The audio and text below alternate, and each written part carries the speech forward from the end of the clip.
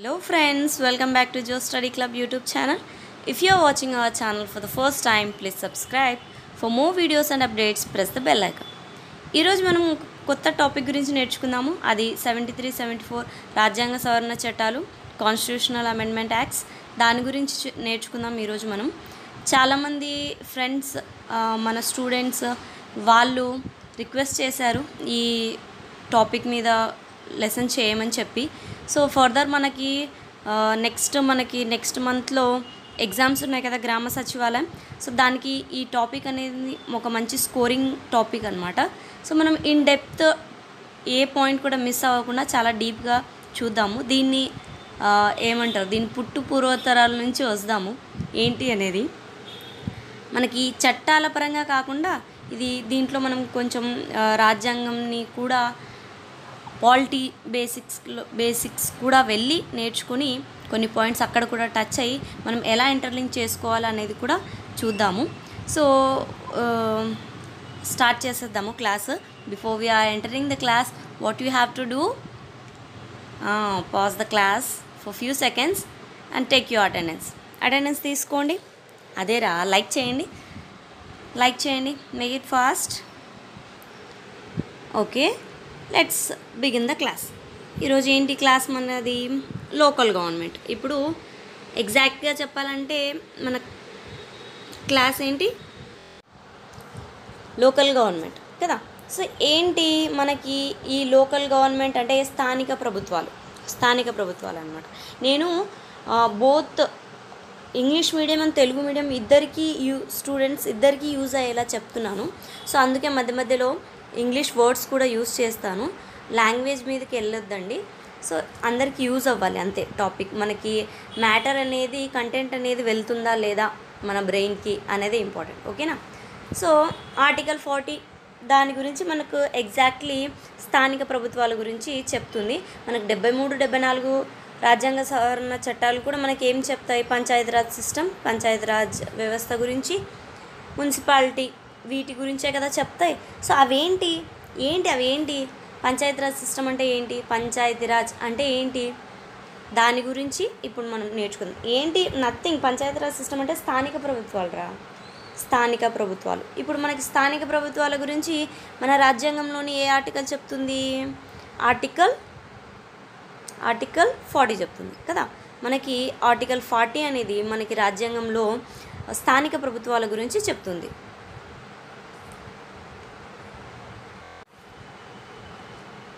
స్థానిక ప్రభుత్వాల గురించి చెప్తుంది కదా మనకి ఆర్టికల్ 40. సో ఏం చెప్తుంది అనేది చూద్దాం. ఇప్పుడు ఆర్టికల్ 40 మనకి ఏం చెప్తుందంటే, organise and empower of panchayat చెప్తుంది. Organise and empower of panchayat చెప్తుంది. అంటే ఏంటి?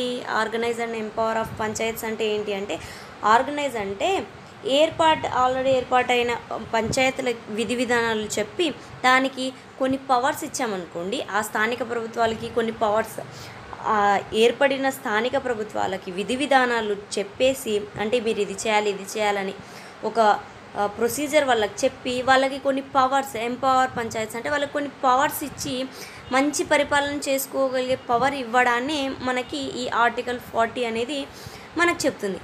ఏంటి మేడం, ఏం చెప్తున్నారు? పంచాయతీలను నిర్మించాలని కదా ఆర్టికల్ 40 చెప్తుంది. అంటే ఫౌండింగ్ ఫాదర్స్ రాజ్యాంగంలో పంచాయతీల నిర్మాణం గురించి చెప్పండి అంటే మీరేం చెప్తున్నారు? ఇదేనా మీ డౌట్? సో ఇక్కడ నిర్మించడానికి కాదమ్మా, ఆర్టికల్ 40 మనకి నిర్మించడానికి కాదు. ఆల్రెడీ ఆ పంచాయతీరాజ్ సిస్టంలో విధి విధానాలు చెప్పి ఆర్గనైజ్ అండ్ ఎంపవర్, వాళ్ళకి పవర్ ఇవ్వడానికి గురించి మనకి ఇది చెప్తుందన్నమాట ఆర్టికల్ 40. అంటే ఇప్పుడు మనకు స్థానిక ప్రభుత్వాలు ఏర్పాటు చేయడానికి 1950 వరకు వెయిట్ చేయాలా. 1950 వరకు ఎప్పుడో ఉంది మనకి పంచాయతీరాజ్ సిస్టమ్ అనేది. ఈ స్థానిక ప్రభుత్వాలు అంటే లోకల్ గవర్నమెంట్స్ అంటే మీరున్న ప్లేస్లో ఎవరు head, if you are living in a village, మీ విలేజ్లో లివ్ చేస్తుంటే మీకు సర్పంచ్ హెడ్. అదే ఏదైనా ఒక పెద్ద సిటీలో ఉంటే ఎవరు మండల్ లెవెల్లో అయితే ఎంపీటీసీ, డిస్ట్రిక్ట్ లెవెల్లో అయితే జెడ్పీటీసీ, వీళ్ళే కదా హెడ్. దాని తర్వాత మనకి ఎవరు మెయిన్ హెడ్ ఎవరు వస్తారు, ఎమ్మెల్యే అట్లా వస్తారు. సో మనకి స్థానిక ప్రభుత్వాలు అంటే ఇవి. ఇప్పుడు మీకు ఏదైనా ప్రాబ్లం ఉంది, డైరెక్ట్గా మీరు సీఎం దగ్గరికి వెళ్తారా? వెళ్ళలేరు. ఇట్ ఈజ్ హైలీ ఇంపాసిబుల్, వెళ్ళలేరు. ఎందుకంటే దానికి ప్రొసీజర్ చాలా ఉంటుంది. వెళ్ళి సీఎంని కలిసి మీ ప్రాబ్లమ్ని చెప్పుకోవాలి అనాలంటే ఇట్ టేక్స్ మచ్ టైం అన్నమాట. ఓకే,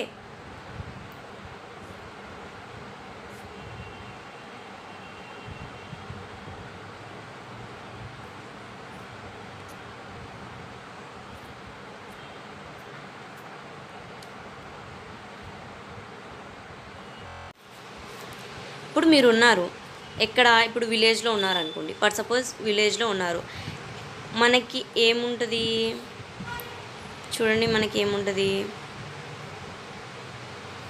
మీరు ఇక్కడ విలేజ్లో ఉన్నారు, ఇది స్టేటు, మీరు సీఎంని ఎలక్ట్ చేస్తారు. సో సీఎం ఇక్కడ మళ్ళీ ఇంకొకటి ఉంటుంది, పిఎం, యూనియన్ గవర్నమెంట్ ఉంటుంది కదా. సో సెంటర్ ఉంటుంది, ఇక్కడ సెంటర్లో అయితే మనకి పిఎం ఉంటారు, స్టేట్లో అయితే సీఎం ఉంటారు. సో ఇది మనకి డెమోక్రసీ. ఇప్పుడు మనం ఏం చేస్తాము, ఎలక్షన్స్ వస్తాయి, ఎలక్షన్స్ వచ్చినప్పుడు వస్తారు పొలిటీషియన్స్ వస్తారు, మీ దగ్గరకు వస్తారు, వచ్చి ఏంటమ్మా మీ ప్రాబ్లమ్స్ చెప్పండి, నెక్స్ట్ మా గవర్నమెంటే వస్తుంది, మేమంతా మీకు బాగా చేస్తాము, మీ ప్రాబ్లమ్స్ ఏమున్నా అవి సాల్వ్ చేస్తాము అని చెప్తారు. మీరేం చేస్తారు, ఓకే వీళ్ళు చెప్తున్నారు కదా, ఏదో నమ్మకం వస్తే, ఏ పార్టీ మీద మీకు నమ్మకం ఉంటే వాళ్ళకి ఓటేస్తారు. ఓకే, వాళ్ళు గెలుస్తారు. వాళ్ళు గెలిచి మీ దగ్గరకు వచ్చిన వాళ్ళు మీతో ఉంటారా? ఉండరు. వెళ్ళి ఎక్కడ ఉంటారు? అసెంబ్లీలో ఉంటారు, వాళ్ళ నేటివ్స్లో ఉంటారు, పెద్ద పెద్ద సిటీస్లో ఉంటారు, మీ దగ్గర అయితే ఉండరు. సో యాజ్ యూజువల్ పిఎం కూడా, స్టేట్స్ పిఎం మనకి సెంటర్లో కూడా అంతే. సో మీ దగ్గరికి ఎప్పుడు వస్తారు? Only at the time of elections. మెయిన్గా యాక్చువల్లీ చెప్పాలంటే ఇదే జరుగుతుంది. సో సమ్టైమ్స్ కొంతమంది ఉన్నారులేండి, వాళ్ళు బాగానే రూట్ లెవెల్లో మనకి వాళ్ళు వర్క్ అనేది జరుగుతూ ఉంటుంది. That's another issue. సో ఇదనమాట. సో ఇప్పుడు మీకు వాళ్ళు వచ్చి ఓట్స్ వేయించుకొని వెళ్ళిపోయారు, వాళ్ళు 5 years రూల్ చేస్తారు. మీకు ఏదో ప్రాబ్లం వచ్చింది, మీ ఊర్లో వాటర్ స్కార్సిటీ వచ్చింది, నీళ్ళు లేవు, మీకు నీళ్ళ ప్రాబ్లం పెద్దగా ఎక్కువ అయిపోయింది. సో మీ ప్రాబ్లం ఎవరికి చెప్పాలి? డైరెక్ట్గా నేను వెళ్ళి సీఎంకి చెప్తానంటే సీఎం అపాయింట్మెంట్ ఉండాలి అంటారు. దానికి ప్రొసీజర్ చాలా ఉంటుంది. సీఎం డైరెక్ట్గా వెళ్ళి అడిగేంత స్టేజ్ ఉండదు. సో ఇఫ్ ఇన్ కేస్ అట్లాంటి పరిస్థితి ఉంటే ఇప్పుడు మనం చెప్తాము డెమోక్రటిక్ పీపుల్ మనం అని, సో ప్రజాస్వామ్య పాలన అని. సో అది ఎంతవరకు మనం కరెక్ట్గా వెళ్తున్నాం అనేది అది ఎంఫసైజ్ చేయడం ఇట్స్ కొంచెం డిఫికల్ట్ అనమాట. ఎందుకంటే ఇప్పుడు నాకు ఏదైనా ప్రాబ్లం వచ్చింది, నేను డైరెక్ట్గా వెళ్ళి సీఎం సార్కి చెప్పే ఫెసిలిటీ నాకు ఉండదు. ఎందుకు ఉండదు? అట్లా ఉంటే ప్రతి ఒక్కరూ డైలీ సీఎం ఇంకా తన పవర్స్ని పక్కన పెట్టేసి, తను చేయాల్సిన పనులు పక్కన పెట్టేసి ఈ ప్రాబ్లమ్స్ వినడానికి అతని టైం అంతా అయిపోతుంది. సో ఇట్లాంటి సిచ్యువేషన్స్లో ఇలా ఉండకూడదు అని చెప్పేసి గవర్నమెంట్ అనేది వికేంద్రీకరణ, ప్రజాస్వామ్య వికేంద్రీకరణ అంటే ఏంటంటే డీసెంట్రలైజేషన్, డెమోక్రటిక్ డీసెంట్రలైజేషన్. ఈ వికేంద్రీకరణ అంటే పవర్ అనేది ఒక్కర్ల దగ్గర కానీ ఇద్దర్ల దగ్గర కానీ ఉండకూడదు. ఆ పవర్ అనేది డిస్ట్రిబ్యూట్ అవ్వాలి, అందరి దగ్గర డిస్ట్రిబ్యూట్ అవ్వాలి. అప్పుడే మనం ఏదైనా అనుకుంటామో అది సక్సెస్ అవుతాం అనమాట. అంటే ఇప్పుడు నాకు ఏదో ప్రాబ్లం వచ్చింది, ఫర్దర్ ఇప్పుడు ఇందాకేం చెప్పాను, వాటర్ స్కార్సిటీ గురించి చెప్పాను. సో నేను విలేజ్లో ఉన్నాను, for suppose I'm living in this village, ఇక్కడ ఉన్నాను, నాకు వాటర్ స్కార్సిటీ ప్రాబ్లం వచ్చింది. నేను ఎవరిని కన్సల్ట్ అవ్వాలి? ఇమ్మీడియట్గా నేను ఎవరి దగ్గరికి వెళ్తాను? అక్కడ నేను అన్ఎడ్యుకేటెడ్ అనుకోండి, నేను ఎవరి దగ్గరికి వెళ్తాను? ఆ ఊరి పెద్ద అంటే ఆల్మోస్ట్ ఇప్పుడు అయితే సర్పంచ్, అప్పట్లో గ్రామాధికారి ఊరి పెద్ద అనేవాళ్ళు, కానీ ఇప్పుడైతే సర్పంచే కదా మనకి గ్రామ పెద్ద. సో సర్పంచ్ దగ్గరికి వెళ్ళి, అయ్యా ఇది మన ఊరి పరిస్థితి, ఇట్లా ఉన్నాము, ఏం చేయాలి ఎట్లా అంటే, ఇంకా సర్పంచ్ ఏం చేస్తాడు? వింటాడు. అతనికి అర్థమైపోతుంది ఏంటంటే అతను అదే ప్లేస్లో ఉన్నాడు. సో అతనికి అర్థమైపోతుంది, ఓ ఇదా మ్యాటర్ ఇదా అని చెప్పేసి అతనికి అర్థమైపోతుంది. సో ఇమ్మీడియట్గా ఏం చేస్తాడు? ఎందుకు అర్థమవుతుంది అంటే, సో ఎక్కడ ఉన్న పిఎంకి అయితే తెలియదు కదా, ఆయన అక్కడ రూరల్గా ఉంటున్నాడు. సో ఆ ప్లేస్లో ఏం ప్రాబ్లమ్స్ ఉన్నాయనేది అతనికే తెలుసు. అది కాకుండా ఢిల్లీలో ఉన్న పిఎంకి ఆ ప్రాబ్లమ్స్ తెలుస్తాయా? తెలియవు.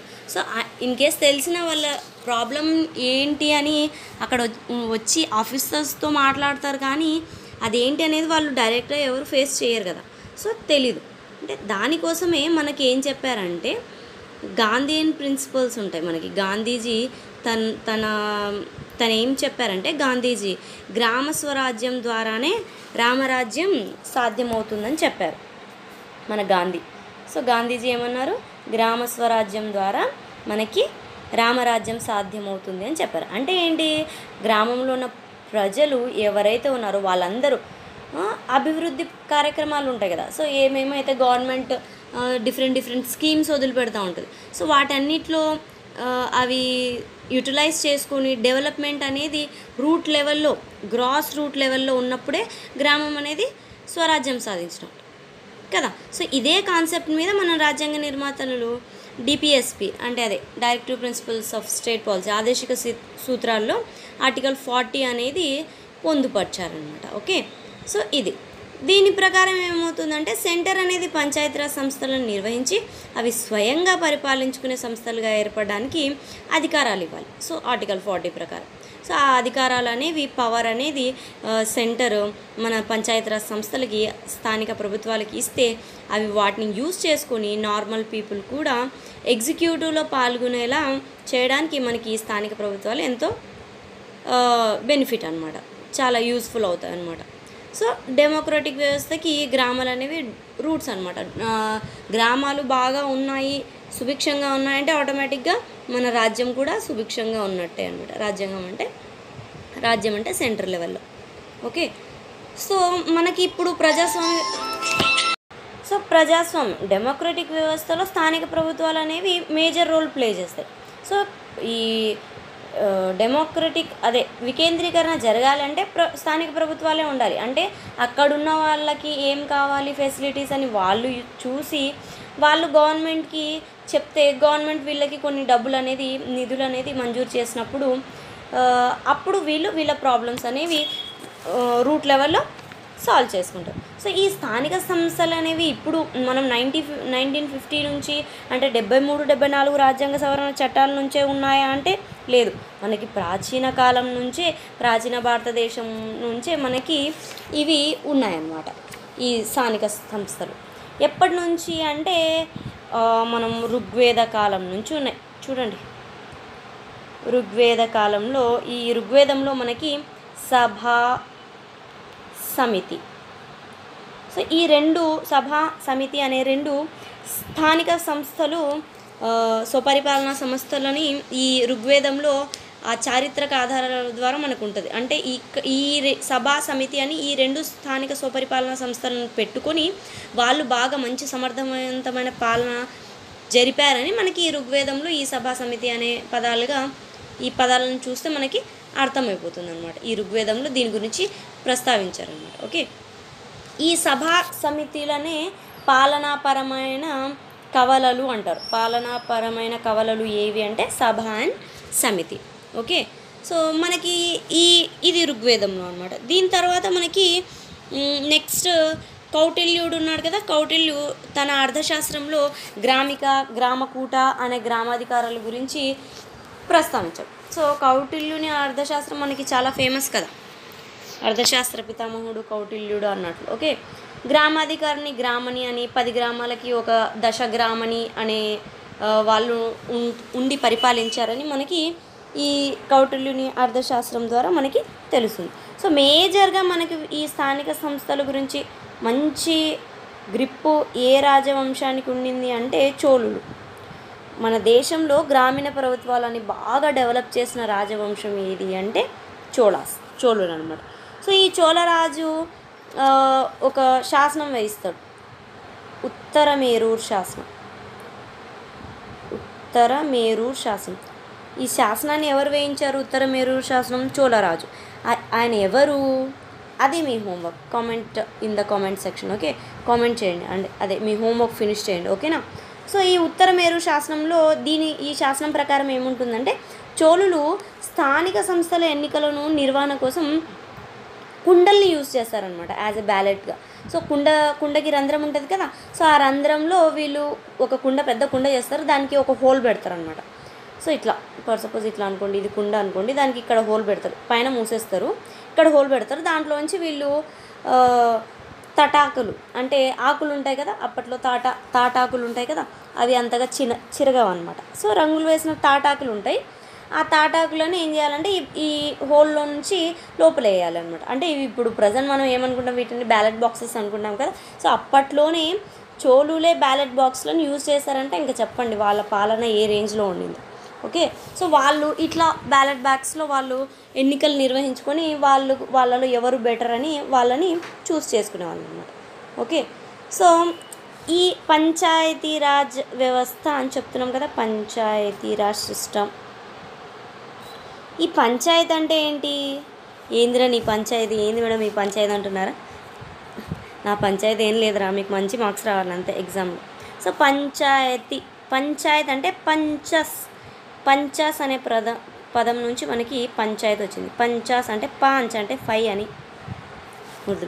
సో ఈ పంచ అంటే 5 మంది ఒక సభ్యులు, ఒక 5 మెంబర్స్ ఉంటారు అనమాట. ఫర్ సపోజ్ ఒక విలేజ్ ఉంటుంది, ఆ విలేజ్లో ఒక 5 మెంబర్స్ బాగా రిచ్ పీపుల్, రిచ్ క్యాడర్ అంటే మంచి బ్రాహ్మణులు అనుకోండి, అప్పట్లో బ్రాహ్మణులే కదా ఫేమస్, అంటే వాళ్ళది అగ్ర కులం అన్నట్టు.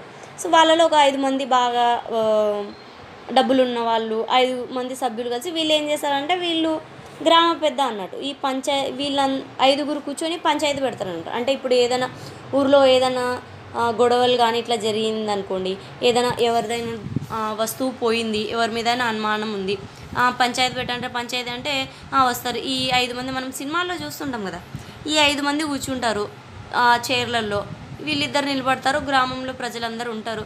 ఏందిరా నీళ్ళొల్లి ఏంది పొద్దునే ఈ పంచాయతీ ఏంది అని చెప్తే, లేదయ్యా నాకు ఇట్లా వీడు నా వస్తువుని దొంగతనం చేశాడంటే, సో దాన్ని బట్టి వీళ్ళు అది నిజంగానే జరిగిందా లేదా అనేది చూసి, నిజంగానే జరిగింటే దాంట్లో వీళ్ళు శిక్ష వేయడం కానీ అది ఏం చేయాలని వాళ్ళు చూసి.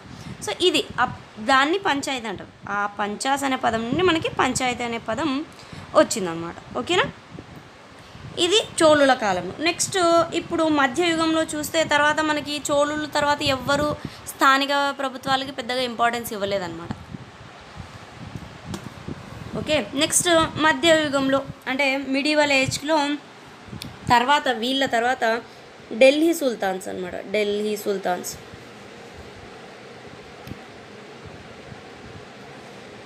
ఢిల్లీ సుల్తాన్స్లో వీళ్ళు గ్రామీణ ప్రాంతాల పాలనకి పంచాయతీలు అనేవి వీళ్ళ పాలనా కాలంలో కూడా పంచాయతీలు ఉన్నాయి.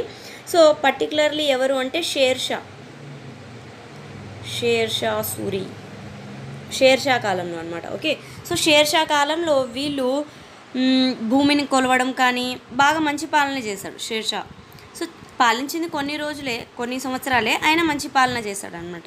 సో భూమిని కొలిచి దాని ఆధారంగా ఇంత ల్యాండ్ ఉంటే ఇంత ట్యాక్స్ వేద్దాము, ఈ టైప్ పాలన అనేది చేశాడనమాట. సో అది ఇంకా షేర్షా ఎక్కువ రోజులు చేయలేదు కదా, హుమయూన్ వచ్చి మళ్ళీ షేర్షా నా పదవి మీద నువ్వు ఎట్లా కూర్చుంటావు అని చెప్పి దొబ్బేసి షేర్షాని మళ్ళీ అతను తన పదవిని తను తీసుకుంటాడనమాట. సో అది హిస్టరీ, మీరు దాంట్లోకి ఇప్పుడు మనం వెళ్ళొద్దు. సో మొఘల్స్ కాలంలో స్థానిక పాలనకు సంబంధించిన అన్ని నిర్ణయాలు అనేవి పంచాయతీలే తీసుకుంటారనమాట. సో ఈ షేర్షా టైంలోనే మనకి ఈ మొఘల్ టైంలోనే కొత్వాల్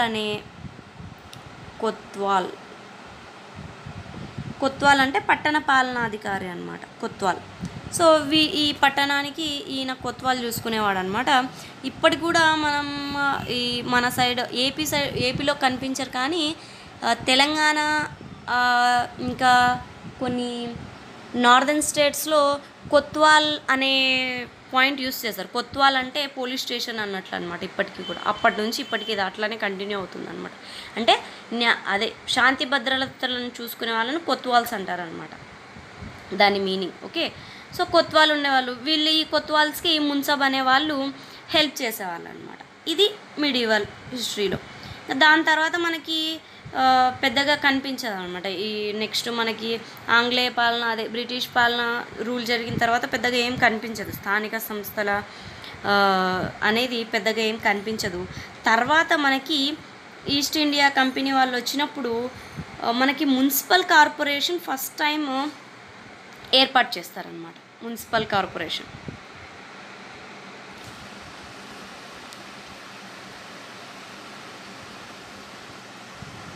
చరిత్రలో పరంగా చూసాం కదా. ఇప్పుడు ఆంగ్లేయుల కాలంలో అంటే బ్రిటిష్ కాలంలో ఈ స్థానిక సంస్థలు అనేవి ఎట్లా పరిణామం చెందాయో చూద్దాం.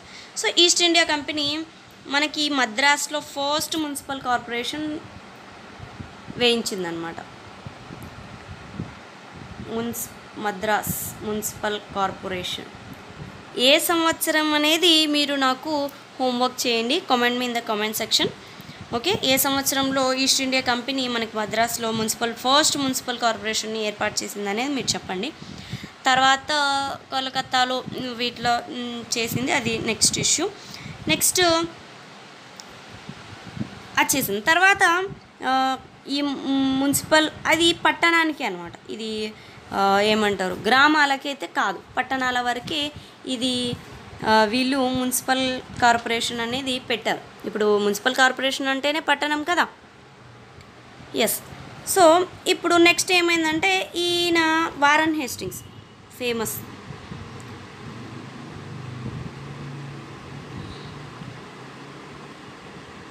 వారన్ హేస్టింగ్స్ ఈయన ఏం చేశాడంటే ఇతని పరిపాలనా కాలంలో 1772లో జిల్లాని ఒక యూనిట్, జిల్లా ఒక యూనిట్ అంటే రాజ్యం ఉంటుంది, స్టేట్ సెంటర్ ఇట్లా. అప్పట్లో మనకి అన్ని అధికారాలు లేవు కదా బ్రిటిష్ టైంలో. సో వీళ్ళు ఏం చేశారంటే పరిపాలన అదే వీళ్ళు ఏమైతే పాలన చేస్తారో అది ఫ్రీగా ఉండాలని జిల్లాని ఒక యూనిట్గా చేసుకుని ఆ జిల్లాకి ఒక కలెక్టర్ని పెట్టారనమాట. కలెక్టర్ నువ్వు వెళ్ళి చూసుకోవా, ఇది నీకే చూడు సంబంధము, ఇక్కడ ఏమేమి ట్యాక్సులు కలెక్ట్ చేసావో కలెక్ట్ చేసి నాకు ఇవ్వు అని చెప్పేసి వారన్ హేస్టింగ్ ఒక్కొక్క జిల్లాకి ఒక కలెక్టర్ని అపాయింట్ చేయడం స్టార్ట్ చేస్తారు. అప్పటి నుంచి మనకి కలెక్టర్ అనేది ఈ పోస్ట్ అనేది స్టార్ట్ అవుతుందన్నమాట. ఇది చూడండి, ఇది పాలిటీ మనకి పాలిటీ కూడా కవర్ అయింది చూడండి, ఇది పాలిటీ బిట్ కదా. ఇది 1772 జిల్లాని వారన్ హేస్టింగ్ జిల్లాని ఒక యూనిట్గా చేసుకుని కలెక్టర్ అనే పదవిని సృష్టించాడు అనమాట. ఓకే, సో తర్వాత మనకి 1793లో చార్టర్ చట్టం వచ్చి బొంబాయి, మద్రాస్, కలకత్తా ఇక్కడ కూడా మనకి స్థానిక ప్రభుత్వాలు అనేది వాళ్ళు చట్టబద్ధత కల్పించారు. అండ్ దెన్ నెక్స్ట్ వచ్చేసి మనకి చార్లెస్ ఈ చిన్నవి అనుకున్నాం కదా, ఇప్పుడు ఈ గ్రామీణ సమాజాలు ఉంటాయి కదా. సో ఈ గ్రామీణ సమాజాలను ఏమన్నాడంటే ఎవరు, చార్లెస్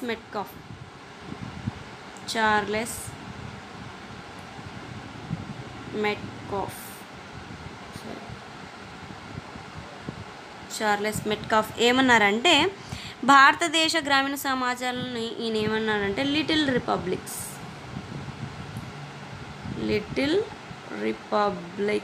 అన్నారు. ఎవరు, చార్లెస్ మెట్కాఫ్. సో గ్రామీణ స్థానిక ప్రభుత్వాలని లిటిల్ రిపబ్లిక్స్ అన్నవారు ఎవరు అంటే చార్లెస్ మెట్కాఫ్. ఓకే, సో ఈయన తర్వాత ఇప్పుడు మనకి చిన్నగా ఇది లా వైపు అంటే చట్టం చేసే దిశగా చిన్నగా ఇక్కడ నుంచి స్టెప్స్ పడ్డాయి అన్నమాట. సో ఎప్పటి నుంచి అంటే 1870లో మనకి మేయో ఉంటారు కదా, లార్డ్ మేయో ఈయన ఏం చేస్తాడంటే ఆర్థిక వికేంద్రీకరణ తీర్మానంలో భాగంగా పరిపాలనా వికేంద్రీకరణ అనేది స్టార్ట్ చేస్తాడు. అంటే ఈయనకి ఏం కావాలి, మెయిన్గా మనీ కావాలి. సో ఆర్థిక వికేంద్రీకరణ. సో ఆ మనీ కోసం ఈయన ఏం చేస్తాడంటే ఫస్ట్ పరిపాలన అదే ఎగ్జిక్యూటివ్ బాడీ కరెక్ట్గా ఉందనుకోండి, ఆటోమేటిక్గా ఫైనాన్షియల్గా మనం బాగానే ఉంటామని చెప్పేసి ఈయన ఏం చేస్తాడంటే పరిపాలన వికేంద్రీకరణ చేయాలి అంటే ఇప్పుడు మనకి ఇక్కడ జిల్లాకి కలెక్టర్ అని వీళ్ళు పెట్టాం కదా. సో అట్లా వాళ్ళు ఇంకొంచెం డివైడ్ చేశారనమాట.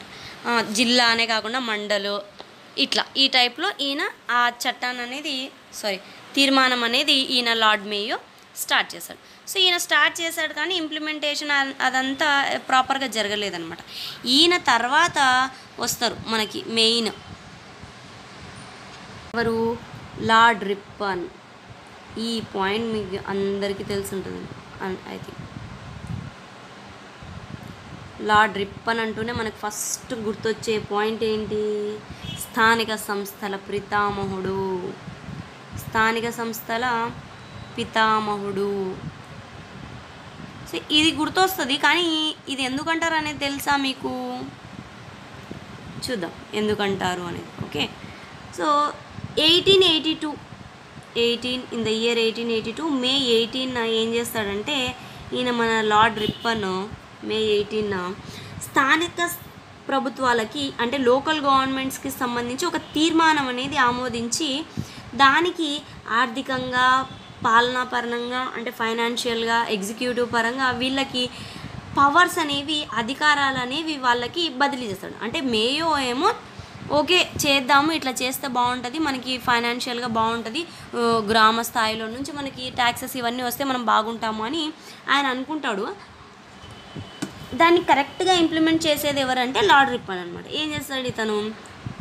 ఆ తీర్మానం ఏదైతే తీర్మానం మేయో అనుకుంటాడో దాన్ని ఆమోదించి అక్కడితో ఆగకుండా ఆర్థికంగా, ఫైనాన్షియల్లీ అండ్ ఎగ్జిక్యూటివ్ పరంగా అధికారాలు, పవర్స్ అనేవి ఇతను బదిలీ చేస్తాడనమాట.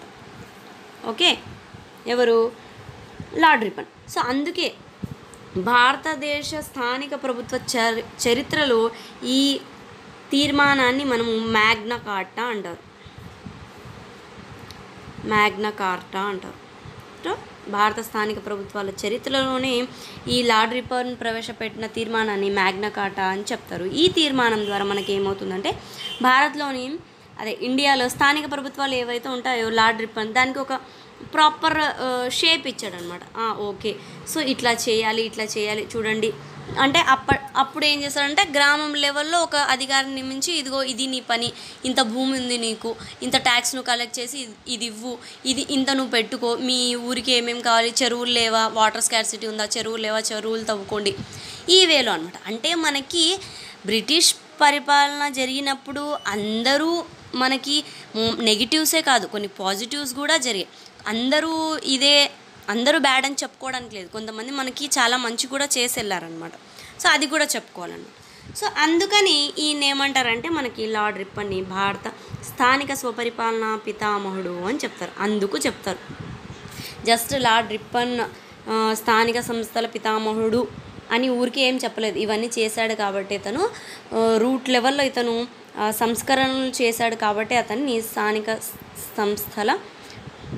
స్థానిక స్వపరిపాలనా సంస్థల పితామహుడు అంటారు.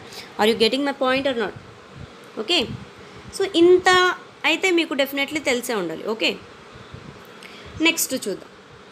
సో ఈ తీర్మానం చెప్పాం కదా, ఈ తీర్మానం ప్రకారం కింది స్థాయిలో అంటే ఆల్మోస్ట్ రూట్ లెవెల్లో ఎవరు? గ్రామ పంచాయతీ. రూట్ లెవెల్లో గ్రామ పంచాయతీ. నెక్స్ట్ మధ్యస్థంగా అంటే మండల్ లెవెల్లో తాలూకా బోర్డులు అండ్ హై లెవెల్లో అంటే డిస్ట్రిక్ట్ లెవెల్లో వచ్చేసి జిల్లా బోర్డులు. సో ఇది ఈయన పెట్టాడనమాట. ఎవరు? మన లార్డ్ రిప్పన్. గ్రామ స్థాయిలో గ్రామ పంచాయతీ, మండల స్థాయిలో తాలూకా బోర్డులు, ఇంకో డిస్ట్రిక్ట్ లెవెల్లో అయితే జిల్లా బోర్డులు, ఇవి ఈయన నిర్మించాడనమాట. ఓకే, సో ఇంకొంచెం మనం చారిత్రక నేపథ్యంలో ఇక్కడ ఒక క్లిప్ ఉంది చూడండి. ధర్మస్థిక్ష్మి అంటే సివిల్ కోర్ట్ అనమాట. కంటక శోధన, క్రిమినల్ కోర్ట్స్ అనేవి అప్పటి కాలానికి చెందిన న్యాయస్థానాలు. ధర్మస్థిక్ష్మి అండ్ కంటక శోధన. ఓకే, సో ఇది చెప్పాను కదా ఇందాక, ఉత్తర మేరూరు శాసనం చోళుల పరిపాలన కాలంలో. సో ఈ గ్రామ స్వపరిపాలనకు అద్దం పడుతుందని చెప్పుకున్నాము. అదే స్థానిక ప్రతినిధులను ఎన్నుకునే పద్ధతి చోళుల కాలంలో అమల్లో ఉందన్నమాట. సో ఆ టైంలోనే కాకుండా మనకి తర్వాత ఇప్పుడు ఈ ఇందాక స్థానిక సంస్థలు లార్డ్ రిప్పన్ చెప్పాం కదా. సో అప్పుడు జస్ట్ వాళ్ళు అనుకున్నారు గ్రామ పంచాయతీలని. సో తర్వాత మనకి 1909లో సంస్కరణలు జరిగాయి. 1909. సో ఏం సంస్కరణలు? Comment me in the comment section ఏం సంస్కరణలు జరిగాయని. సో ఈ సంస్కరణలప్పుడు ఏమైందంటే అప్పట్లో లార్డ్ రిప్పన్ టయానికి ఇదంతా అయిన తర్వాత రాయల్ కమిషన్ని ఒకటి వేశారనమాట 1907లో. సో ఈయన 1907లో రాయల్ కమిషన్ అనేది ఎందుకు వేశారంటే స్థానిక ప్రభుత్వాలు ఎట్లా పనిచేస్తున్నాయి, అవి దానికి ఇంకా ఏమైనా మనం చేయాలా, ఏమైనా సూచనలు సిఫార్సులు చేయాలా, అవి ప్రాపర్గా ఉన్నాయా లేదా, అంటే వాళ్ళకి ప్రాఫిట్ రాలేదన్నమాట, అనుకున్నంత రీతిలో సక్సెస్ కాలేదు. అది ఎందుకు చూడండి, మీరు వెళ్ళండి అని ఒక కమిషన్, మీరు వెళ్ళి కమిషన్ ఒక నివేదిక తెచ్చి ఇవ్వండి, దాన్ని బట్టి మనం ఏమైనా చేద్దాము అని చెప్పి రాయల్ కమిషన్ అనేది బ్రిటిష్ గవర్నమెంట్ వేస్తుంది. ఎవరు దీనికి అధ్యక్షుడు అంటే Charles hub house. Charles hub house. Okay, so Charles hub house అనే కమిటీని వేస్తారనమాట. సో ఈ కమిటీ 1907లో వేస్తే 1909లో తన నివేదికని ఇస్తుంది గవర్నమెంట్కి, అదే బ్రిటిష్ గవర్నమెంట్కి సమర్పిస్తే దాంట్లో ఏమని చెప్తుందంటే ఈ ప్రజలు ఉన్నారు కదా, వాళ్ళంతకు వాళ్ళే వాళ్ళకి లీడర్ ఎవరు ఉండాలో డైరెక్ట్గా వాళ్ళనే ఎన్నుకోనివ్వండి. ఈ 3 స్థాయిలు మనం పెట్టాం కదా, గ్రామ పంచాయతీ, తాలూకా బోర్డులు, జిల్లా బోర్డులు, వీటిలో మనం అలాట్ చేసిన వాళ్ళు కాకుండా వాళ్ళంతకు వాళ్ళనే ఎవరినైనా ఎలక్ట్ చేసుకునేలా, ప్రత్యక్షంగా ఎన్నుకునేలా మనం చేయాలని ఈ నివేదికలో రాయల్ కమిషన్ అనేది చెప్పారనమాట. అండ్ దట్ ఇంకోటి ఏం చెప్పారు, ప్రతి గ్రామానికి, ఈచ్ విలేజ్కి ఒక గ్రామ పంచాయతీ ఏర్పాటు చేయాలి అని చెప్పింది. ఇంపార్టెంట్ ఇది. ఈచ్ విలేజ్కి ఒక గ్రామ పంచాయతీ అనేది ఏర్పాటు చేయాలని మనకి రాయల్ కమిషన్ సూచించింది. ప్రాథమిక విద్య అంటే ఎడ్యుకేషన్ ఉంటుంది కదా, ఎడ్యుకేషన్ అనేది, ప్రైమరీ ఎడ్యుకేషన్ అనేది మున్సిపాలిటీలకి అప్పగించాలని చెప్పి మనకి రాయల్ కమిషన్ అనేది నివేదికిస్తుంది అన్నమాట. ఓకే, సో ఇది ఈ స్థానిక ప్రతినిధులను ఎన్నుకునే పద్ధతి చోళుల కాలంలో జరిగింది. ఆ తర్వాత మళ్ళీ రాయల్ కమిషన్ సిఫార్సు మేరకు మనకి 1909లో సంస్కరణలు జరిగాయి. సో ఆ సంస్కరణలో ఈయన నివేదికని ఇక్కడ ఈ సంస్కరణలో చట్టరూపం చేశారనమాట. ప్రత్యక్షంగా వీళ్ళనే ఎన్నుకునే విధానాన్ని వీళ్ళు ఈ 1909 సంస్కరణలో ప్రవేశపెట్టారు.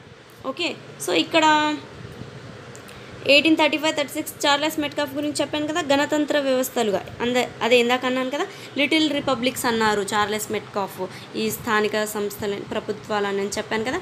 పంచాస్ అంటే 5 సభ్యులతో కూడిన మండలి గ్రామీణ ప్రాంతాల ఆలనా పాలనలో కీలక పాత్ర పోషించాయి. ఇదే కాల పరిణామ క్రమంలో పంచాయతీగా ఏర్పడింది. ఈ పాయింట్ కూడా మనం చెప్పేసుకున్నాం. స్టూవర్ట్ ఎఫిన్స్టోన్ అనే ఈయన ఆంగ్ల రచయిత అనమాట, అంటే ఇంగ్లీష్ రైటరు. ఈయన ఏమన్నారంటే గ్రామాలు రాజ్యాలకు ప్రతీకలుగా పనిచేశాయని, అంటే గ్రామం అంటే అన్ని గ్రామాలు కలిస్తేనే ఒక రాజ్యం అన్నట్లు ఈయన చెప్పారనమాట. ఎవరు? స్టూవర్ట్ ఎఫిన్స్టోన్. ప్రాచీన భారతదేశంలో స్థానిక స్వపరిపాలన విస్తృతమైన, వాస్తవపూరితమైనదే కాకుండా విజయవంతమైనది కూడా అని చెప్పి మనకి ఆచార్య మామిడిపూడి వెంకటరంగయ్య గారు చెప్పారనమాట. సో ఏం చెప్పారంటే స్థానిక స్వపరిపాలన అనేది ఒక సక్సెస్ ప్రాసెస్ అని, బాగా సక్సెస్ అయింది స్థానిక స్వపరిపాలన అనేది ఒక రాజ్యం డెవలప్మెంట్లో అని మనకి ఎవరు చెప్పారంటే ఆచార్య మామిడిపూడి వెంకటరంగయ్య గారు చెప్పారనమాట. ఓకే, నెక్స్ట్ చూద్దాం.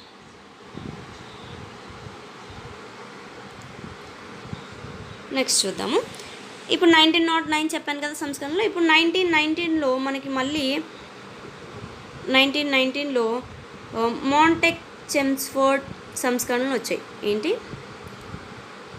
మాంటెక్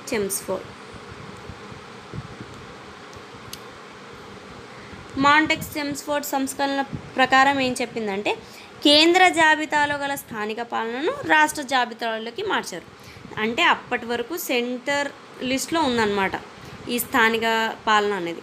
అక్కడి నుంచి మనకి స్టేట్ లిస్ట్లోకి వచ్చేసింది. ఇప్పుడు కూడా స్టేట్ లిస్టే కదా స్థానిక ప్రభుత్వాలు అనేవి. తెలుసా మనకి స్టేట్ లిస్ట్లో స్టేట్ లిస్ట్లో కొన్ని అంశాలు ఉంటాయి, సెంట్రల్ లిస్ట్లో కొన్ని అంశాలు ఉంటాయి, కంకరెంట్ లిస్ట్లో కొన్ని అంశాలు ఉంటాయి. అదే కేంద్ర జాబితా, రాష్ట్ర జాబితా, ఉమ్మడి జాబితా. సో ఈ లిస్ట్లో కొన్ని అంశాలు అనేవి ఉంటాయి.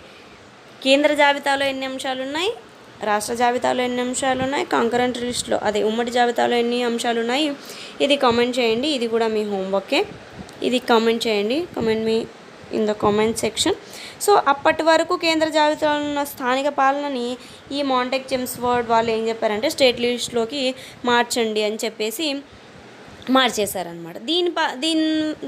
ఇదేమైంది ఇట్లా చేసినప్పుడు అంటే శాసనాలు రూపొందించే అధికారం రాష్ట్ర శాసనసభలకి లభించింది. అంటే ఇప్పుడు ఏమి స్థానిక ప్రభుత్వాలకి ఏం చేయాలన్నా ఇప్పుడు స్టేట్ లిస్ట్ కాబట్టి స్టేట్ గవర్నమెంటే దాని గురించి ఆలోచించి ఏం చేస్తే బాగుంటుందా అనేది శాసనసభల్లో ఆలోచించి వాళ్ళు ఒక కొత్త చట్టాలు అనేవి చేయడం స్టార్ట్ చేశారనమాట. Based on 1919 Montek Chelmsford reforms అనమాట. ఓకే, నెక్స్ట్ దీని తర్వాత మనకి 1935 భారత ప్రభుత్వ చట్టం వస్తుంది.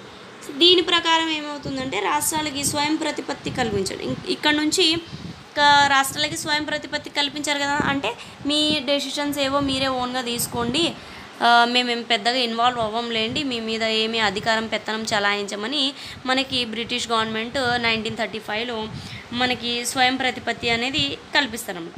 సో దీనివల్ల ఏమవుతుందంటే స్థానిక ప్రభుత్వాలకు కూడా ఆటోమేటిక్గా స్వయం ప్రతిపత్తి అంటే సెల్ఫ్ గవర్నెన్స్ చేసుకునే కెపాసిటీ పవర్ అనేది వచ్చేసిందనమాట. సో దీని తర్వాత ఏమైందంటే స్థానిక పాలన అనేది కంప్లీట్గా మంత్రుల పరిధిలోకి వచ్చేసింది. ఎవరు చూసుకుంటారు ఇంకా ఇప్పటి నుంచి స్థానిక ప్రభుత్వాలు? ఎప్పుడు 1935 భారత ప్రభుత్వ చట్టం వచ్చినప్పటి నుంచి ఈ స్థానిక ప్రభుత్వాలు అనేది మంత్రుల చేతిలోకి వెళ్ళిపోయింది. ఓకే, జిల్లా బోర్డులు రాష్ట్రాలకు పూర్తి స్వాతంత్రం ఇచ్చేసాయి. సో జిల్లా బోర్డులు కూడా మెల్లగా అప్పటి నుంచి కొంచెం బాగా స్ట్రాంగ్ అవ్వడం స్టార్ట్ అయిపోయిందంట. ఇది మనకి